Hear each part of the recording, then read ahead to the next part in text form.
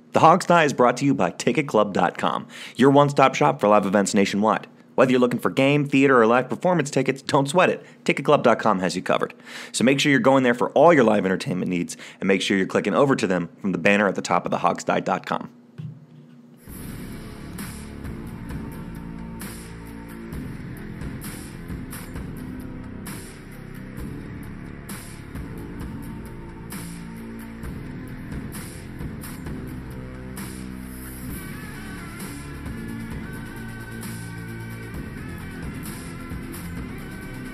By fans, for fans, the Hog Style. And now, here's your host, Sean Conti. Good morning and welcome to the Hogs Die. Whose Line Is It Anyway is the show where everything's made up and the points don't matter, but we're damn close right here. Alex and Steve, my partners in crime, and Jamal are all here around the table with me this morning. How are you guys doing? Oh, just awesome. It's one of my favorite weekends of the year because I love the Combine. Love watching it. You know, I don't know what you really get out of it, but, you know, I've watched the Combine every year forever, so it's definitely one of my favorite weekends. It's fun to just even have on in the background while you're, you know, maybe you're doing something else, like maybe just reading a book. You can just have the Combine on view, glance up and watch what people's scores are, what the numbers are. See that overlap video they love to do where it's like, hey, here's 8 different guys running the 40. You mean you guys don't have a notebook and aren't taking notes about the Combine? No, because the internet's there, Steve. We can just use the internet for the numbers. Am I the only one that writes notes? Yes. Yes. I can say with absolute certainty. If you're talking about for the Combine. About the Combine. No. Yeah. Actually, I saw Tom Coughlin was sitting in the stands with a stopwatch and a notepad. So it's you and Tom Coughlin. There's worse company than that. Yeah. I don't know what Tom... That's actually kind of a what good does Tom question. Coughlin do? What percentage of people... No, I was just saying I don't know what Tom Coughlin's getting out of a stopwatch sitting in all the way up in the stands. He doesn't trust the official time. He's just checking it himself. I think it's the classic old man move is what it is. You know? Yeah. Poor Coughlin. What percentage of fans do you guys think actually watch the Combine every year? That's got to be a small percentage. Yeah, yeah. We have a question we posed to the people that was related to this. And I think we got an answer based on our response to the poll. Quite frankly. Yeah. Oh God, let's do it. What's the poll this week, and what was the response? The poll this week was: the 2018 Combine has started. What is your favorite position group to watch at the Combine? And the reason why I say that, we didn't get huge numbers on this poll, and I think that in and of itself answers the question, which is. The Combine only interests the super football nerds, you know, because we didn't get a lot of votes on this one, but that's okay. You know, this was a single that barely dribbled out of the infield. You know, that would have been an out if the shortstop hadn't muffed it. You know, that was his fault. But so anyway, the choices were, and again, this is one of these things where we were kind of limited via Twitter. You know, poll limitations: quarterbacks, O-line, and D-line. Running backs and receivers, or I don't watch the Combine. Now, of course, I had to leave off secondary out of that, but, you know, it is what it is. So those were the choices. Anybody want to take a hazard a guess as to what the public responded to this poll? Yes. Got to be QBs, right? I don't know. What do you think, Sean? Do you think QBs? That'd be my guess. Seems like the obvious choice. If people aren't real big into the Combine, if they're gonna watch it, it's probably for that, to get an idea of what the big names are coming out for the quarterback for the draft. That would be my guess. But it's understandable. But I would actually say it's the skill guys, the running backs and wide receivers, because those are fairly easy to watch and figure out who's good and who's not. You know, you're That's just true. like, oh, that guy had a bad 40 time, he's no good. That guy had a good 40 time, oh, look at this guy running the shuttle. What is it, the 20-second shuttle or the, you know, whatever. Well, the shuttle run, Yeah. Okay, so you say wide receiver or running backs and receivers. Jamal, you want to take a shot at this? Yeah, I was gonna say skill positions. I think it's I can't say easier, but a lot of people, it's exciting watching skill positions just to see how the people who, for example, I think we was talking before the show, Saquon Barkley. A lot of people wanted to see how he did, and he pretty much shattered the Combine. You know, his day there. So, you know, skill positions is always interesting for people to watch. So, I'd either say skill positions, but I will say, just because I want to cast a wide net, that quarterback either came first or second in skill positions was right up there to the top two. So. Well, it's actually a little bit surprising result here. Not the first choice, but sort of the down ballot stuff was, I thought, pretty surprising. The running backs and wide receivers, meaning the skill position guys, won this poll by 46%. That part didn't surprise me because, like you guys said, it's exciting to watch, and I think the average fan knows what they're looking at a little bit more than your you're head just. around it. Yeah, then you're just watching offensive linemen, do linemen, Although stuff. watching linemen run the 40 is a lot of fun. It's like elephants, Right. running from a lion pride, Right. down this. Nice. The whole complex now this is shakes. the I part like that's that. surprising me because the down ballot thing, O-line, D-line was actually the second with 24%.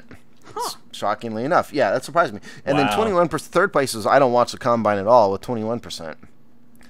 And then the That quarterbacks doesn't came surprise in me. last by a long margin. I would have thought the quarterbacks would have been first, or at least Wow. much higher. 9% That was quarterbacks. weird. Now, Very how odd. much of this do you think is people Wow. just interpreting this as Redskins fans and being like, we need skill guys, we need linemen, and we don't need a quarterback? It's possible. Excellent It's question. possible. I know good that's not the Hard to question, tell. but I'm wondering if that colored people's response. Well, I bet you it did. That's and certainly that the would make bulk sense. of our followers that get this are Redskins fans. I mean, not all of them, but a lot of them are. So that may color it a little bit. Yeah, certainly. But anyway, so that was the poll. Interesting enough. Thanks for everybody who participated as normal. We can't hit a home run with these every week, people. It's just Yeah. not possible. Yeah. No, that's a hard job, Steve. You do a commendable job. Excellent work. Well, do we want to chat? I guess we should chat up front. Was our plan to talk about the pressers a little bit Yes. right up front before we get back into a little combine stuff? So we have two different pressers to go over, and we want to start with We Jay can start Gruden, with Gruden. possibly. Let's start with old Grudy boy. So does anybody have it pulled up in front of them right now? Well, or, Jay uh, talked for 20 minutes Yeah. to the media at the combine on Thursday, I believe it was. Yes. The first day of the combine. So he had a lot of good stuff to say. Alex, you want to just start us off? I mean, we're obviously not going to go through every little quote, but there's some things that he mentioned right off the bat that obviously he's talked about Kirk. I think the first 5 questions were all about Kirk Cousins, and the gist of what he said was Kurt decided he doesn't want to be here. We have to move on. And, it's time Yeah. to move on. It's time to get going. When he was ahead, he had no way of knowing, because under his feet, Yeah. the grass was growing. Yeah, and listen, I mean, they can't talk about Alex Smith Right. because the trade isn't final, and it would be tampering, and they'd get fined by the NFL. It was very So if funny listening to him not say Alex Smith. Yeah. I think at one point he said that, something like one of the reporters asked him, sure, wouldn't it be nice if you had a quarterback who can make plays to tight ends? Right. And Jay just laughed, Right. because they're obviously talking about Travis Kelce and Alex Smith, but he can't say it. So I thought that was interesting. One of the things I got out of Nice. Jay's presser is he's unhappy with the running game. Yeah, and I have that full quote here. If you want me to read it. Yeah, go ahead. Or at least some of it. He said, "We got to get Chris Thompson back healthy, and we've obviously got to get some guys who can play for 16 games somehow. That's it, somehow." Come hell or high water, somebody needs to play 16 games. Right. He did say they feel good about some guys, but that's coach speak. And he and Doug Williams both said they have to they have to add a big piece in the run game. Yeah, Doug said the same thing. Doug talked for about 14 minutes on Wednesday, the day before, or Right. maybe Tuesday even. Right, and we'll get into what Doug said about some of this Yeah. stuff, but I wanted to mention they've both seemed to be focusing in on the need for adding a running back. Gruden says, and here's the thing, Gruden still seems to be obsessed with the idea of having a power guy for the first 2 downs, because he said Amen. something along He's the in, lines he's like, right. Yeah. I think we have a first and second down banger. We have Samaje and Rob Kelly. Maybe another one in there to compete in that role on second down. Maybe an all-purpose guy would be nice. And the context of that, if you listen to it, Yeah. for those of you who didn't listen to it, was that Samaje and Kelly aren't getting it done, and they need someone to replace him. That was Right. what I got if Yeah, you read yeah. between the lines out of that. And He's trying to be diplomatic, Jay. he's learning how to be diplomatic, Jay. It's the days of Jay saying my quarterback sucks to the media right after a game are probably over, but he's Right. still a pretty blunt guy for a coach. Yeah. He also mentioned just one word that stands out in his quote. He just randomly said "returner?" ?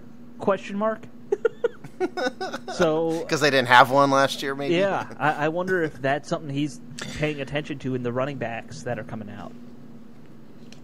It's possible. Yeah, I guess. We've heard, the thing is, none of this really is, he's saying the right things, and I guess it's nice to see, like you pointed out, Steve, that he's being a bit more diplomatic, but we've heard from Jay Gruden before that he's unsatisfied with the run game and that pieces need to be added. Well, they have added. It hasn't No, exactly. but they've added them, and they just don't work. They've added pieces every year. okay, They keep fair- trying fair. it and failing. I think they've been lazy. Fair enough. With it, because they know the type of player they need. Like they, for example, like Chris Thompson is one type of player, but they should know by now after 3 years that they need a guy who can also, like, he said it in the interview or the press or whatever it is, that they need a all-purpose back, a person who could Right. Do first through third every single down. It will be an every down back. And this is something they've been looking for a long time. However, they still only take players who could do a specific role. Like Samaje Perine was designed, like the purpose of drafting him was not to be an all-purpose back. He was supposed to come in and get the tough yards that other backs couldn't get, and that didn't really work out too well this first year. So Yeah, and then you years want before Samaje that- for 2 yards, right? You don't want him for 50. Yeah, so I mean, I think they just been lazy with it. They know they need to get a high quality back. It's just a matter if they're going to do it, and they should do it this year. There should be no reason why they're not going to with the plethora of backs. Not only in free agency, not only in the draft, but in free agency too. That's coming out. So they shouldn't be lazy at all. They need to be more aggressive. This is why I said Carlos Hyde would be a good choice, because he had a significant number of catches out of the backfield last year. I think he could be the 3 down, every down back. He can do the power inside game, and he can also catch the ball. That's why I thought Carlos Hyde would be the perfect guy for us. But in terms of the draft, yeah, there's just so many running backs that they could get that could fill that role, I think. But do you have the Monte Nicholson stuff, Alex? I didn't This is what I find thought was the exact most quote, interesting. But the gist of what he said about Nicholson, and because I remember him saying it, was that he called Monte Nicholson the Jordan Reed of the defense, as in That blew my mind. he probably thinks that the whole defense can run through Nicholson if need be, coming up next year if Nicholson can stay healthy. Also, just like Jordan Reed, neither stays healthy. And yeah, I thought that was interesting too. To the other thing he said about the defense that kind of stood out was he talked a lot about the need to improve the run. They obviously know that's the elephant in the room. the run defense, you mean? Put it, people keep on talking about Jonathan Allen, and he said Jonathan Allen coming back would be a huge plus and very beneficial, but he also said that we have to address the middle linebacker position with Brown and Will Compton being free agents. So I think they realize they need some help in that front seven, not just a DT, but somebody in there who's just a run stuffer anywhere. Yeah, clearly, they don't have a second starting caliber linebacker, so Right. obviously they're going to have to do something. The Monte Nicholson thing really threw me. I wasn't expecting him to compare Nicholson to Jordan Reed. Mm-hmm. That's a heck of a statement to me.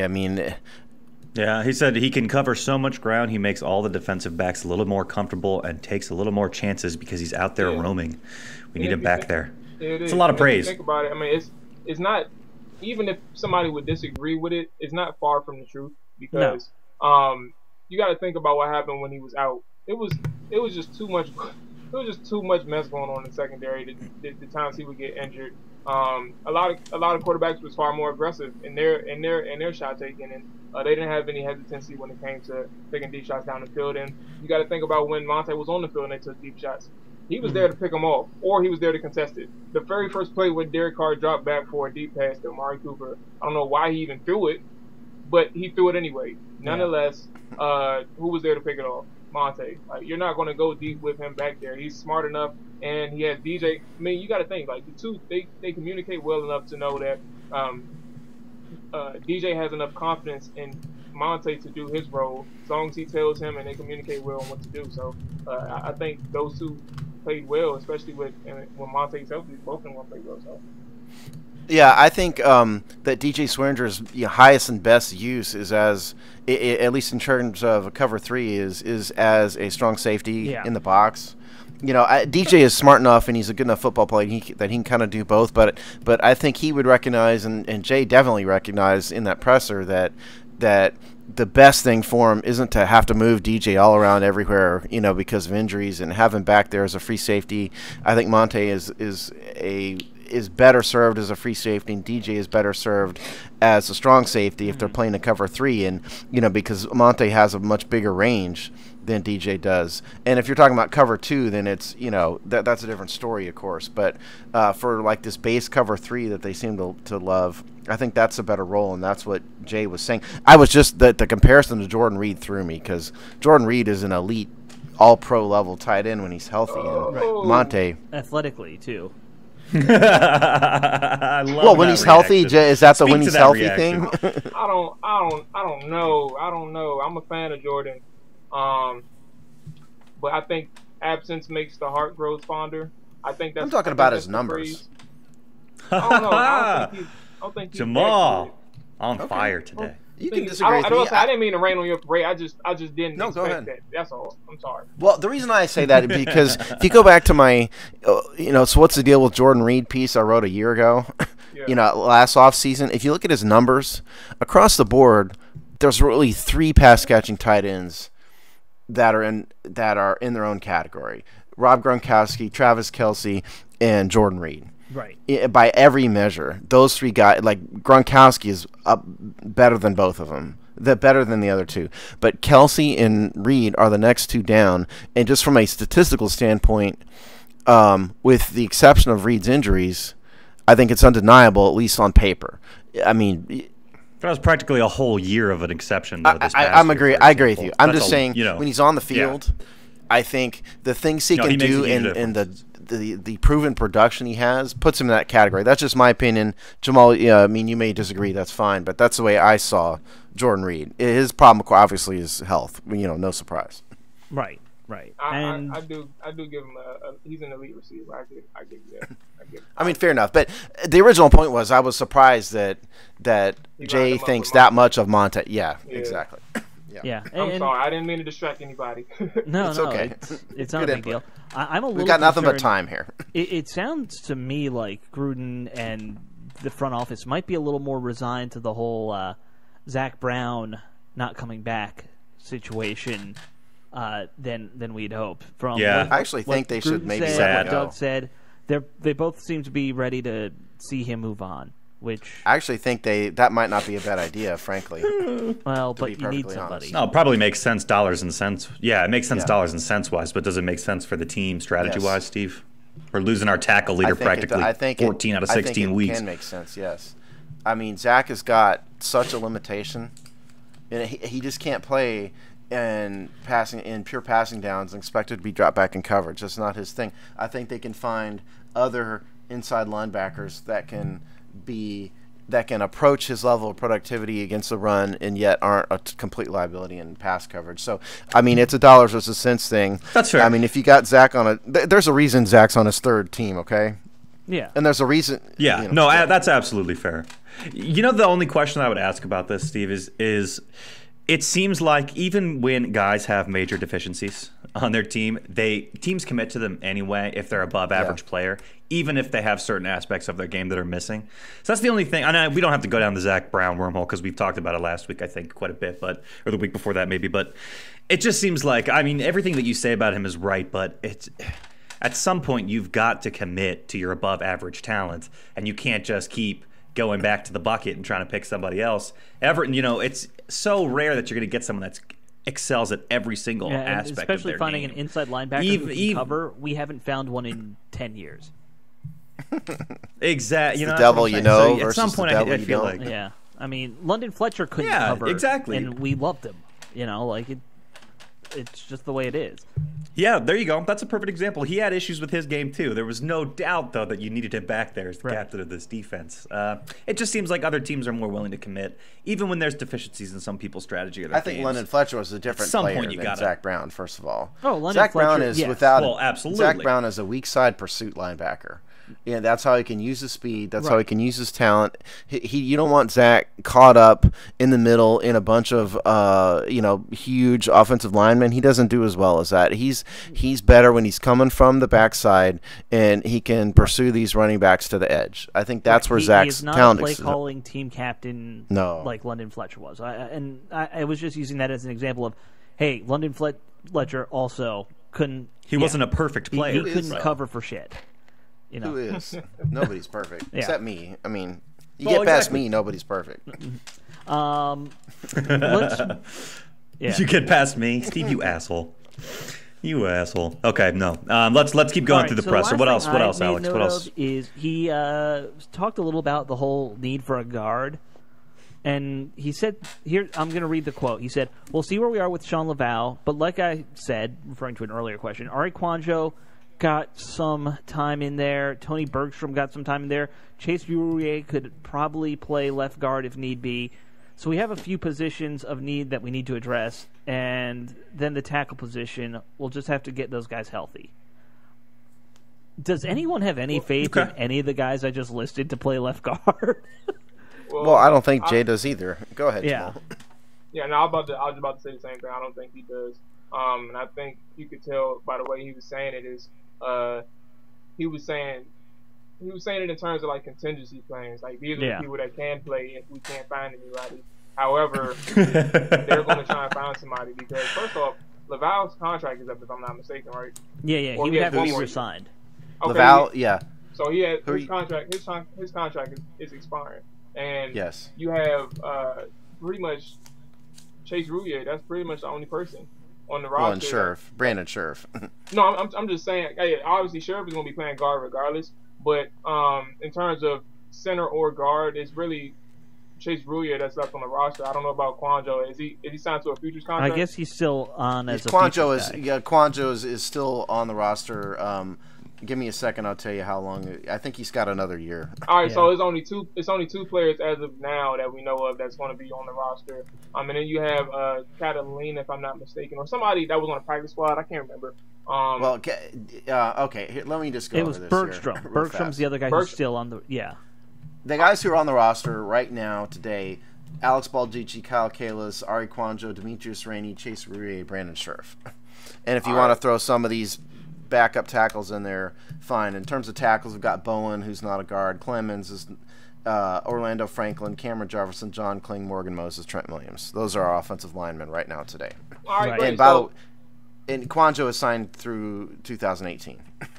Yeah. All right, great. So now that just furthers our point that we don't have any guard on the roster. So we're gonna have to find somebody, and I'm pretty sure Jay knows that. But he also stated that Roullier can play guard, but clearly by the way he said it, Roullier is not playing guard. He's going to be starting at center. Right. It's just we need a guard. Yeah. And he wasn't exactly like you said, Jamal. It wasn't exactly a rousing praise of endorsement. Thank you of Ari Kwanjo. He said, Kwanjo came in and got some reps or something like that. Yeah.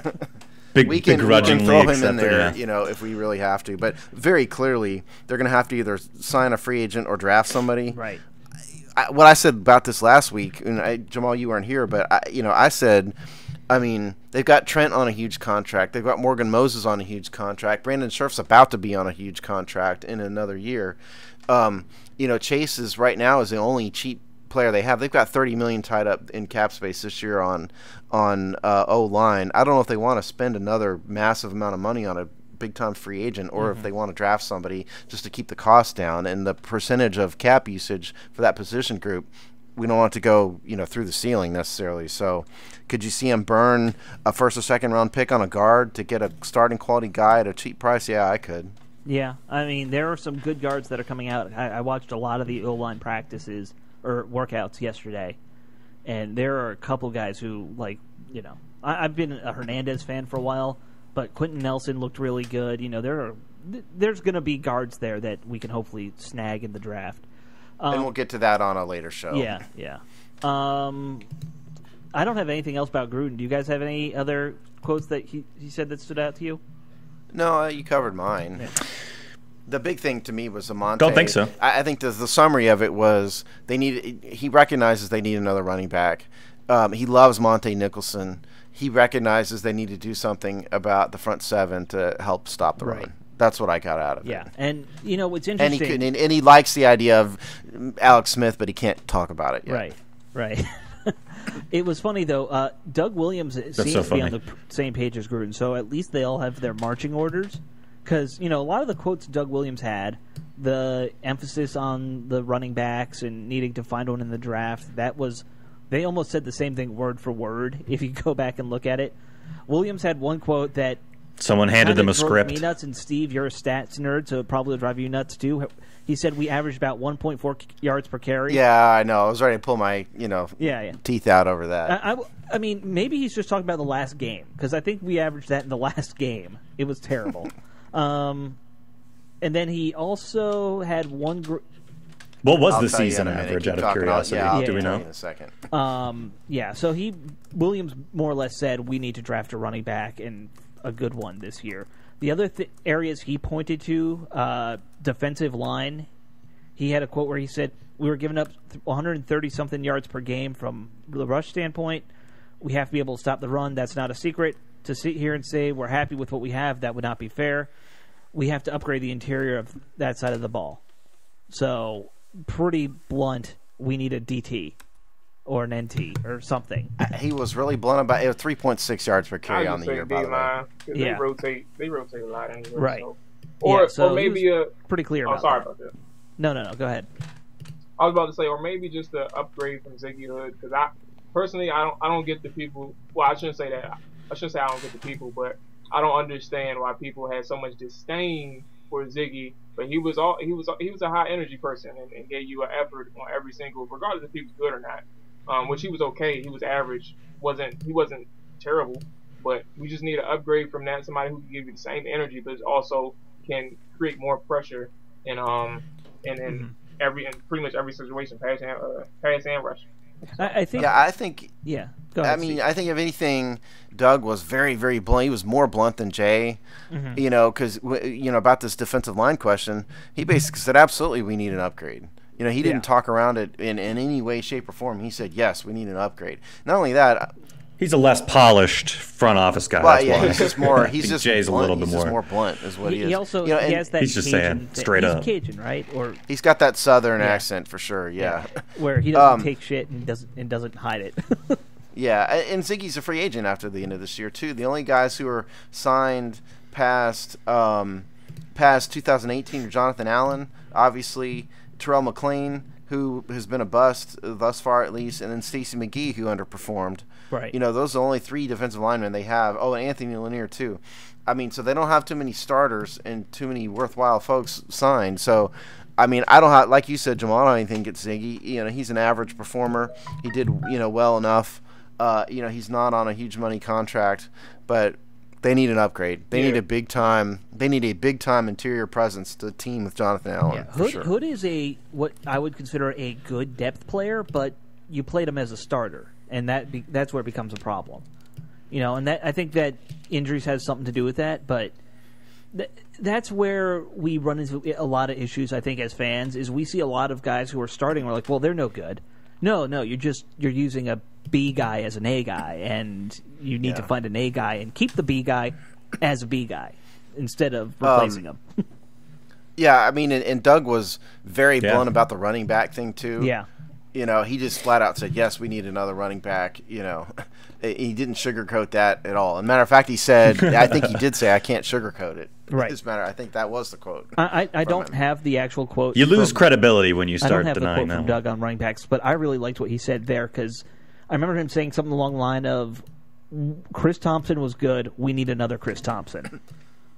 Yeah. Yeah, exactly. And he also talked about needing a 3-down back. Yeah. Well, what he's talking about is he needs a power back who can also catch the ball out of the backfield. right, That's and what he's has talking breakaway about. speed because that's what Yeah. a 3-down back is. It's everything.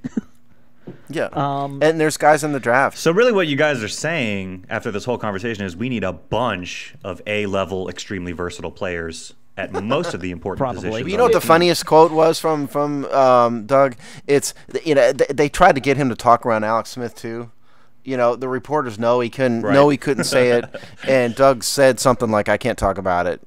But then I think it might have been John Keim maybe said, okay, well, do you have any thoughts on the Kansas City game? And the very first thing Doug said was, I saw that, he talked about Doxson dropping that ball in the end zone. Then he said, and that Kansas City quarterback sure made a great play, running to the edge. Nice. Nice. There was that. Well done. He's Doug. gotten a lot of heat, though. I don't know if you guys picked up on this locally for his comments he made on Zach Brown. And Zach, basically, he said that, we made Brown an offer, and the ball's in his camp's court to, negotiate with us at this point. He's kind of picking up a little crap for that, I've seen. Why? I don't know. Just, news people making news. You don't. Seems like standard. Well, coach I mean, you don't negotiate against yourself. No. It's a standard of for those of you who aren't business people. If you make an offer that's reasonable, I'm not talking about like the Kirk Cousins mess. If you make where they offer him some junky offer, if you make the man a reasonable offer that's in the ballpark, right. You don't negotiate against yourself. You let him come back, because then you're just throwing money away. So I think that's kind of where they are with Zach. I mean, they made an offer the way Zach wants to get the most money he can. He's going to see what offers he gets on the market. No, and I don't have a problem with that. I think the larger issue is probably people don't like that he said it, and the way he phrased things maybe could rub somebody the wrong way. The last thing to mention is Williams really seemed to say that they're going to be more active in free agency this year. That they're going to use that to plug some of their starting goals. That way, that the draft is not all about finding oh my starters. God, we have this need. Yeah. Well, hopefully they do, because they haven't necessarily. If you think about it, they haven't taken back seats the last few years. It's more so in certain positions in areas of need, i.e., before the draft last year, we took McClain and we took McGee on the defensive line. Two guys for the price of one. Hoping that they turn out the way you would want them to turn out, instead of going for a higher quality defensive lineman. So I think the point of me saying that is more so you do need to be more focused on the higher quality players this offseason, because you could fill those immediate roles and needs. It helps you out in the long run, because these guys are especially if they fit your scheme. These guys are already ready to play. They're experienced and they're good enough where they'll contribute immediately. You don't have to worry about if they're going to be worth the money. They'll be worth the money already. So if you get them on your team, so that's just how I feel this offseason. Yeah, I've heard some people say this before. Kind of, I don't remember how exactly, but it's more or less you use free agency for next year and you use the draft in 3 years. That kind of thing. I mean, you have to have both. Yeah. I don't think that the Green Bay Packers' attitude of refusing basically to use free agency is that smart, and I don't think the old Redskins' idea of signing every Albert Hainsworth they can find is smart either. No. I think you have to have both. You have to,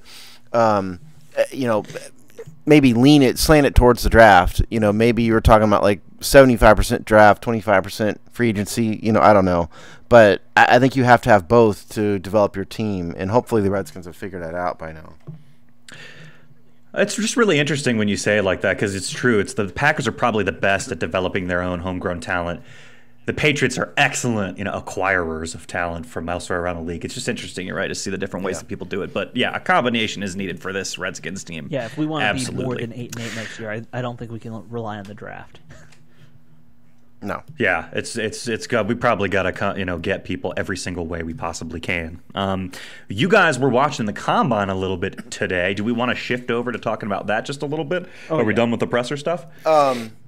Let's talk combine then. Jamal and Steve were both watching it today, this morning, right? So did you see anything that jumped out? I mean, we're recording this on Saturday, first of all, and so at the time as of this moment in time when we are recording, we've gotten through O-line, D-line, running backs, and then the quarterbacks and receivers are going right now. And tight ends today as well. And tight ends, yeah, but they haven't gotten to tight ends yet. I mean, I think, first of all, Saquon Barkley looked like Superman. Yep. His combine, if you look at his numbers, his combine was one of the best combine workouts in NFL history. Yeah, it was insane. I saw somebody posted on Twitter, it might have been you, Jamal, that he had one of the best combines, and like Vernon Davis is the only comp or something like that. Yeah. No, I Was wasn't that me. you? I don't- No? Nah, it wasn't me. No, but somebody did. Yeah, I mean, it's in terms of the numbers he's put up because he ran a 4.4140. He benched 29, I think. Something like that. Yeah, 20. Yeah, in the mid 20s. Hold on, I can pull it for. Yeah, go ahead. Tell us exactly 29, for you're the right. bench. Him and Nick yeah, Chubb both put 29 up. 41-inch vertical leap. Yeah. I mean, unbelievable. So basically, he faster than Devin Hester, jumps more than Julio Jones. You know, bench presses more than any running back deserves to bench. The guy was unbelievable. If anything, it's just boosted his draft stock, and he's going to be gone way before the Redskins draft him. I mean, there's he's no a pipe way he's dream going if to you're a last. Redskins fan. And the other thing is he's a quality kid. You know, he's not some loser who's been arrested, anything like that. Right. He's well spoken. He's a good person. Yeah, go ahead. He's going at the same rate as Ezekiel Elliott a couple years ago. Probably Yeah. be top 4, if not Yeah. top 5. But Without the he's questions not of making it out. Elliott. Yeah, Yeah, he's without already the out questions Elliott had. Yeah. I've kind of said that counter to what you see in all these mock drafts. If I were the Browns, I would actually consider taking him number 1 overall just because he's a stud running back, and then you can grab, still a really good quarterback at 4. It's a thought. Yeah. Yeah. I mean, they ought to consider. it 'cause Why they can get a risk quarterback. losing out on such a talent? That's true. And we all know the Browns are terrible. Yeah, so they are the God Browns, knows so what they'll they're do gonna the wrong thing. Yeah, all the offense they need, I mean, is right there with Saquon. Right.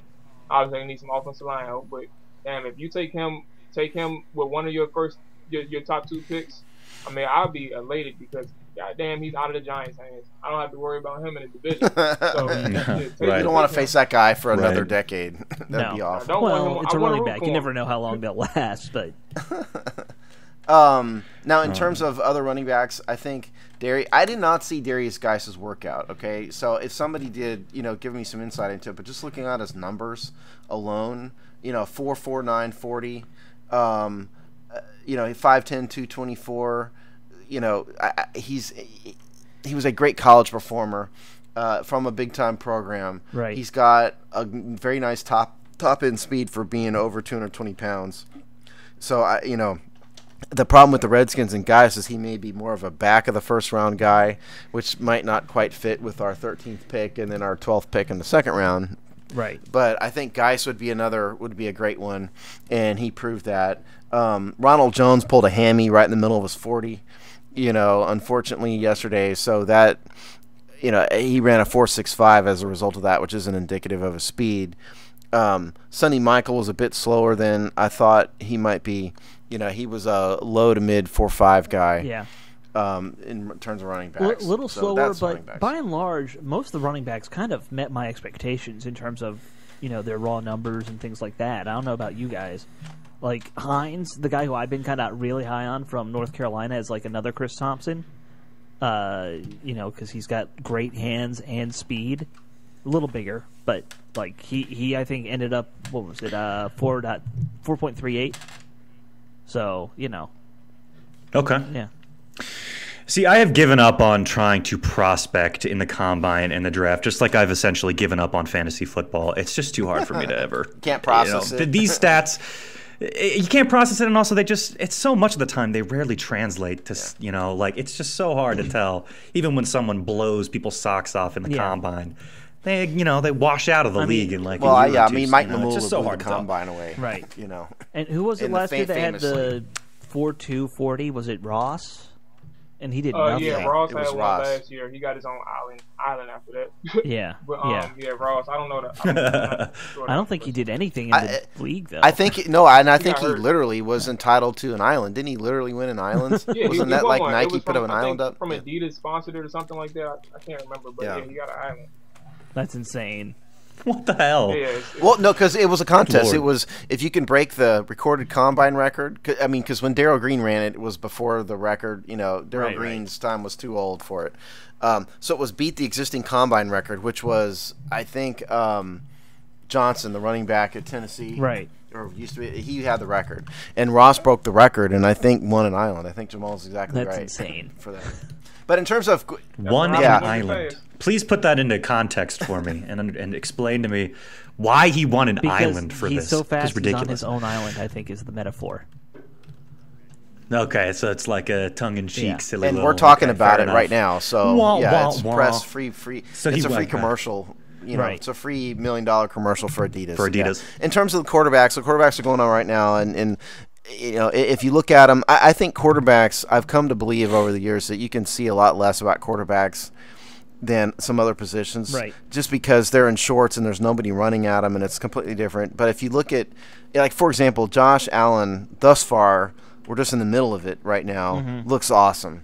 It looks incredible. I mean, the ball jumps off that kid's hands like nobody you'll ever see. Effortless throwing. Right. But when nobody's standing in front of him, he's pretty accurate.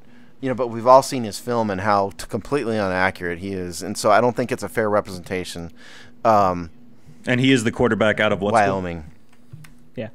Got Now, just for a comparison, I remember years ago watching the Combine and watching, was it Jake Locker, who went to the Titans in the end, but I was convinced that he was going to be the next Aaron Rodgers. Just watch. Because you saw him blow away the combine with his arm. Right. Yeah. See, there you go. Jake Locker's a good comp Perfect for Josh example. Allen, Right. incidentally. You know, low completion percentage in college, humongous arm, big kid, looks great, but when you get him out there on the field, Right. completely different story. You know, the other big story I think that's come out of the combine, and I've got to say this, and I want you guys' opinion on it. There have been so many people talking about Lamar Jackson being a wide receiver. Right. Most and notably, the I GM for the Colts. Yeah, Bill Polian.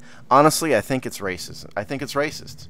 You know, because I think you look at Lamar Jackson, and he's an African-American kid, and you instantly think RG3, who busted out of the NFL. And it's not like the NFL doesn't have a history of mistreating black quarterbacks over decades. And this kid won a Heisman Trophy as a quarterback. And if you watch his film at Louisville, the man ran a pro-style offense, and he's a pocket quarterback. First, he's not a one-read-and-go quarterback. Did he have accuracy issues? A little bit, sure. He also had horrible wide receivers who had a huge drop rate that affected his completion percentage. Does he have footwork problems? I'll trust the experts on that. They say he could improve his footwork. But I just have to think, if his name was Jake Scott and he was from South Dakota and he was Lily White, we wouldn't be talking about this. And I think it's sad. It's a sad state of affairs. I don't know if you guys think that way or not, but that's my You're saying he's a relatively polished pocket passer, not a scrambler, not... He ran for 1,600 he's not a yards. You know, he ran for, prototypical- but so he can run. The man is electric. Okay. When if So he can if definitely you watch him run, he is unbelievable with the ball. Electric. But my point is, he's not a Johnny Manziel one read, and I'm just going to take off, Robert. I'm going to take off. Sure. He goes through his progressions. He improved a lot this past year at Louisville because of his coach. Bobby Petrino is the coach. You know, but if you watch him, he keeps his eyes downfield. He goes through his progressions before he runs, and then a lot of his runs were clearly designed, were called runs. So I don't think he's the same as Manziel and Griffin, who didn't have a playbook, who played in a spread offense, all of that stuff. And I just have to think. Here, let other teams undervalue him, Steve. I just and we'll think just if scoop him up I just for think if ourselves he we was can. white, we wouldn't be having this conversation, and I think that's a sad state of I mean, affairs. I think you could be are right that Could be they're right about probably, especially the Griffin comps, because I'm with you. The more I watch, the less I see RG3. But at the same time, you know, we have seen this with a few white quarterbacks, like Tim Tebow, where clearly he should not have played quarterback, and he should have been a But fullback. Tim Tebow couldn't throw the ball. Right. You know, you looked at Tim Tebow. Yeah, he had the weirdest Yeah, he throwing couldn't motion, throw yeah. it. That's not Lamar Jackson. Lamar Jackson's a better passer. No, and I agree. than I Tebow understand was. that. I'm just saying it's been done a few times. People said Menzel should have played wide receiver, not quarterback. Few people, I feel like. And Manziel's another guy. If anybody was being honest with him and you're Right. not an Aggie, you would see that Manziel isn't a pro quarterback. right. Eric Crouch would be the other one. You know, I mean Crouch, but he was an option guy. He wasn't an NFL. He didn't have an NFL arm either. Sorry, Jamal. Right. But no, that's fine. I was just about to bounce off what you said. I kind of agree with a lot of things that you were saying.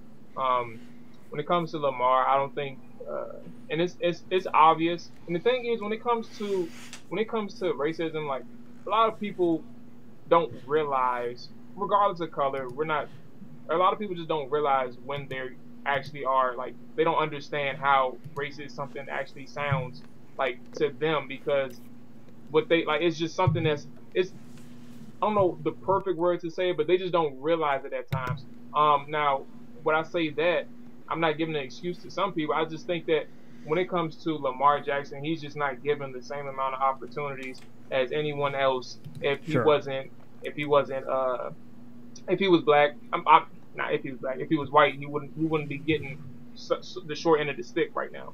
He would give it. Right. He would be getting so many opportunities, the same amount of opportunities as anyone else.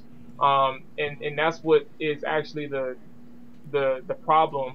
It's not that they want him to play receiver, because you could give him a shot at quarterback, and if it's not working out, let him play receiver. But you need to give him that opportunity to develop as a quarterback, and if it's not working out, he's still young enough to transition. Right. Like There's Pryor been did. some, yeah, and then there's been some quarterbacks who didn't hesitate and just go ahead and made that switch before they got into the NFL. They went to running back, some went to receiver. I mean, it is what it is. So, but at the same time, Lamar Jackson has proven that he can win you games if he has a good team around him, and that's what he did at Louisville. And he's also a dual threat quarterback, but he's also a person who he's not one who, drop his head, like Steve said, he wouldn't drop his head down just to run for the sake of running. He's going to try and look for that throw, the good throw. And I think Right. somebody needs to just make sure that they develop that side of Lamar Jackson to make sure he becomes the best quarterback he can be. And they need to give him that opportunity. So, I mean, it's an overt versus systemic racism Right. there you thing. go. Thank you. Nobody's going to call Lamar Jackson names and anything like that, but it's just a systemic undervaluing of African American quarterbacks historically in the NFL, and they look at this kid and they go, black guy, fast, 59% completion percentage, running back or wide receiver, and Right. they just don't, and it's just an automatic reaction that would not take place. And a bunch of you guys I put this out on our Twitter feed, and I got called, and I said I was playing the race card and everything else under the sun, which just proves my point, that you guys some of you out there are not looking at this objectively in terms of what this man is capable of as a quarterback, and he definitely deserves a shot. He's never been a receiver ever in his entire life. He's been a quarterback his entire life. So he deserves a shot. He deserves to get drafted and see what happens, I think. I mean, I at the same time as I agree with you, I do worry about the boomer bust nature of quarterbacks who can run. You know what I mean? Like, Absolutely agree with you, but Yeah. he deserves a shot, Oh, and yeah, I think he's absolutely. better. Absolutely. He's better than these guys who busted if out. I Pat think. White got a shot, and he probably got more than one shot, because I know he was with the Redskins for one point. Yeah, he got Yeah. he got more than one with us. So, Yeah, didn't he? he got a shot. Why shouldn't Lamar Jackson? Because Pat White made the Redskins roster for one reason only, and that was to play Mike Vick on Eagles Week. yeah, basically That was it. because they didn't want Griffin doing it. No, exactly. Right. Griffin wasn't a scout team guy at the time. No. So anyway, I mean, enough about Lamar Jackson, but I just wanted to get that out there. And in terms of quarterbacks, like I said, Josh Allen looks phenomenal so far, but he's going to look phenomenal because there's nobody rushing at him. But he does have the arm. There's no Right. doubt Josh Allen has the arm talent. Right. Incredible arm. The ball it's just effortless when he throws. But if with him, it's accuracy. Darnold didn't throw. Haven't seen Rosen throw yet because we recorded this too early in the day. So Yeah, we'll have to get back to him next for week. the record, too, like Steve said, this is Saturday. We're recording. From when I glanced up to looking at the TV, for the most part, Josh Allen was looking good today. So I don't know what that means in terms of his stock. He's already projected as one of the top 3 quarterbacks for the draft. But today he has been looking good. I think he followed. He's actually played his last 2 games, the Senior Bowl and the bowl game. I think it was the bowl game. His last 2 games been pretty good too. So he's following up this process pretty well. So he's looking good. Now, in terms of the receivers they're throwing to, our buddy Adam, we let him out of the basement again to let him write another draft preview for us. He did wide receivers. You remember to lock him Yeah, back I up. did. last I night, locked him didn't you, back Steve? in there. Okay, good. He's locked up Did you watching. give him more fish heads in the bucket to feed him?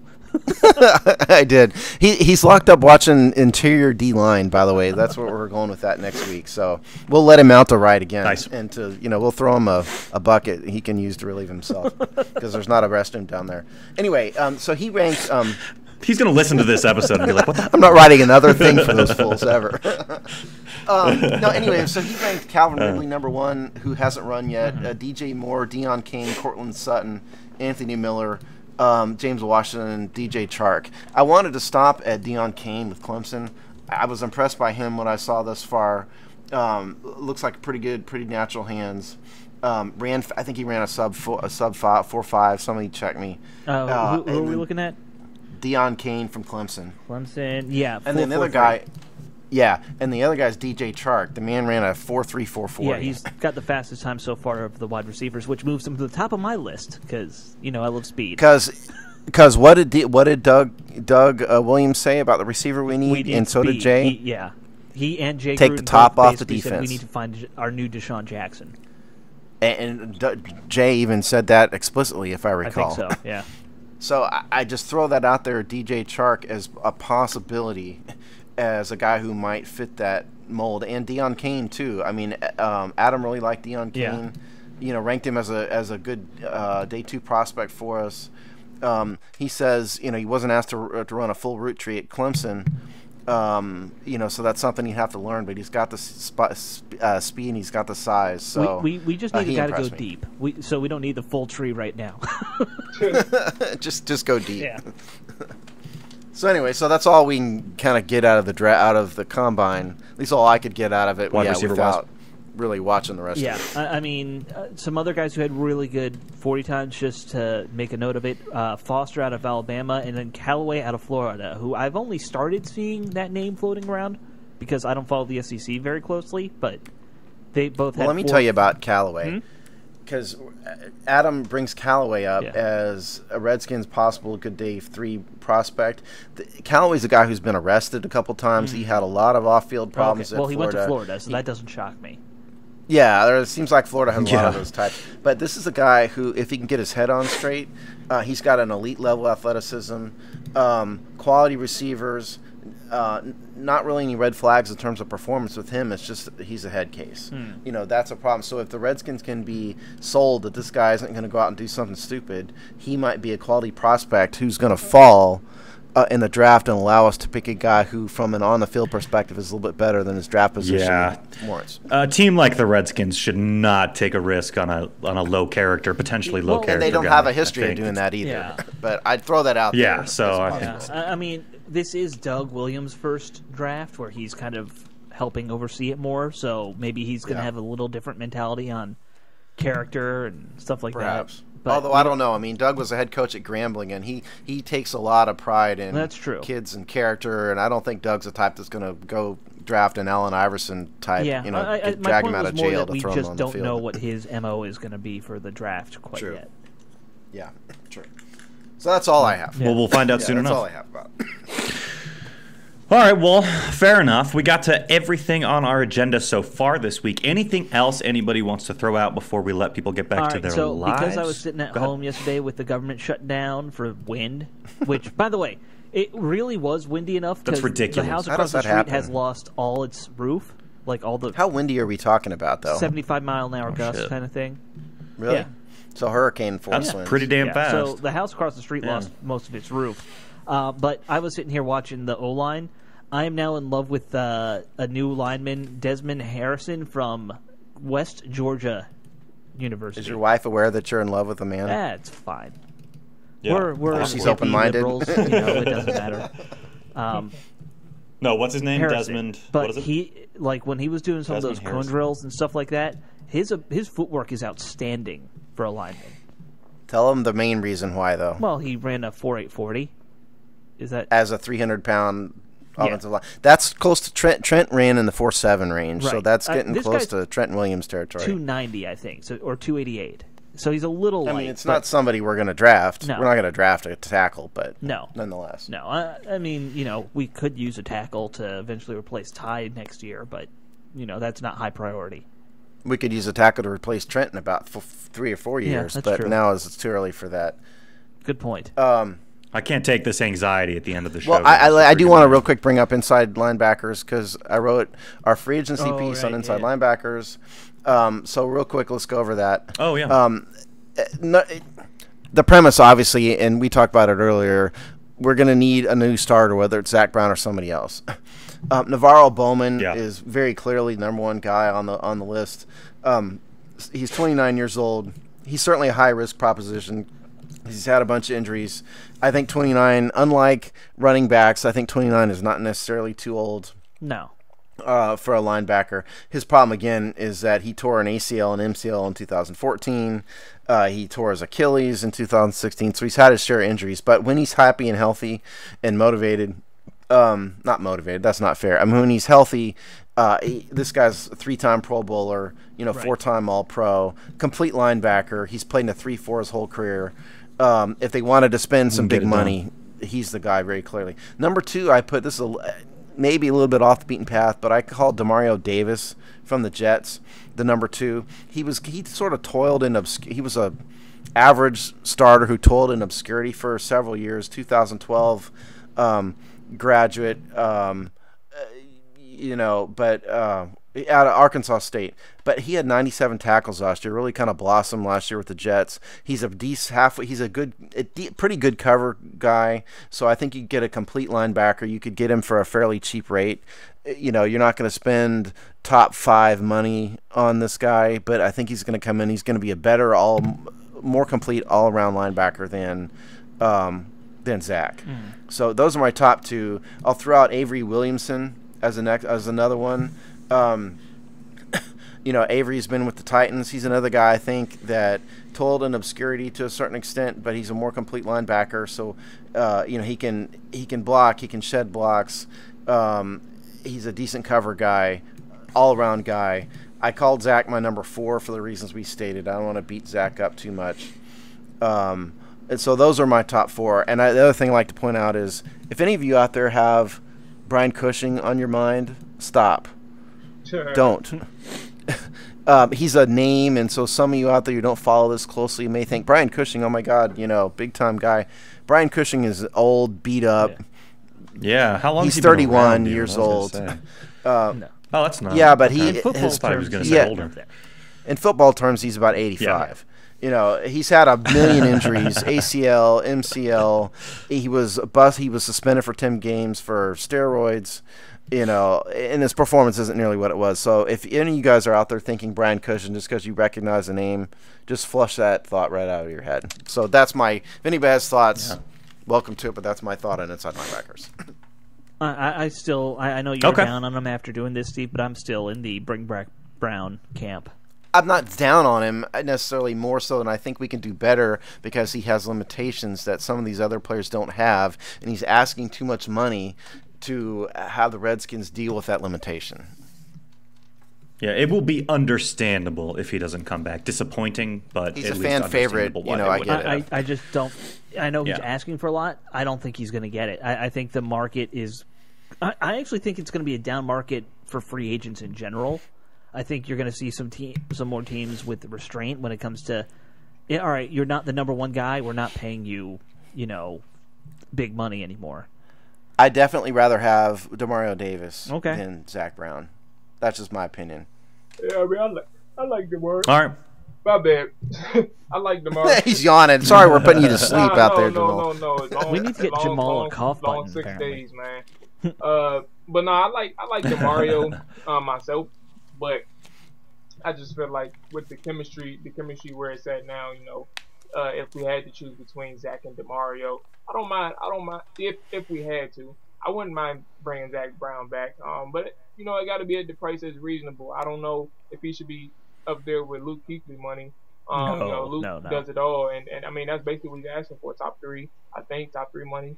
But anyway, I just feel like bringing him back is important. However, because of the limitations, like Steve said, you don't necessarily need him. You don't need him, but you have to replace him if you let him go. You have to. You can't settle with the people that we have on our roster or Will Compton, who I think his contract he's a free expired agent too. So he's a free agent. You can't settle with these. People. You have to upgrade. If they don't sign one of these guys, I think you're locking yourself into like Roquan Smith, in the draft because they're gonna have. I think he can come in and start.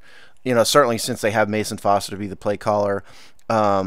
But that's one of the biggest needs on the team, and it's either sign one of these guys or draft Roquan Smith, or there's 1 or 2 other guys, and they'd be kind of boxed in if they skip the free agent route. I think they're going the free agent route because of the comments Gruden and Williams have made that Yeah, I like think they so, too. never once either of them mentioned getting a linebacker high. And historically, I've gone back and looked. The Redskins have like never drafted a inside linebacker in the first round. That's not a position we prioritize. They have drafted a lot of linebackers, though. Yeah, outside historically. linebackers, yeah. Outside, never yeah. inside, and usually it's second or third round. They haven't drafted a lot of defensive linemen. Yeah, they almost never draft Yeah. defensive linemen. They don't draft a lot of inside linebackers either. It's very. Yeah, If you go and look at our draft history, there's definitely some telling things there. It's funny you say that because I published our draft history Yeah. on our website a year ago. Yeah. So go back and check that out too. I still haven't forgiven you for doing that. Steve. Well, Alex has a spreadsheet that goes farther back than mine. I just did the back through the Dan Snyder era. Yeah. Or I did back till 1992 after the last Super Bowl. Alex has a spreadsheet that he won't share with the world that goes all the way back to I think I how long? deleted it at this 1940? point. It was Oh, just really? an You don't have absurd it anymore? spreadsheet that I delete a lot of stuff that I don't use all the time. Mine is published for all the world to see. Y'all are a bunch of draft nerds. Okay, well, we'll cut it off there, but we will obviously keep everybody posted as this situation changes. We'll keep hitting these position groups in future episodes.